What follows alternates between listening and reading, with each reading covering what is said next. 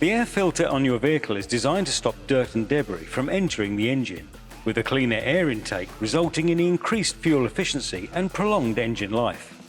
Over time, this filter can become clogged and needs replacing, so it's recommended to change your air filter every 12 months or so. Always check your vehicle manufacturer's handbook to ensure you have the right air filter for your vehicle. To start, open the bonnet and locate the air filter housing. This is typically a large black plastic box to one side of the engine that has a large air intake hose connected to it. Release the catches or clips on the side of the housing and remove the filter.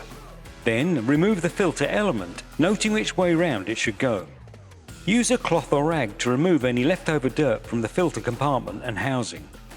Then fit a new filter element in place and return it to the filter housing.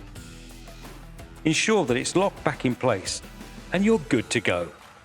For more videos and how-to instructional guides, please visit our website at www.sealey.co.uk.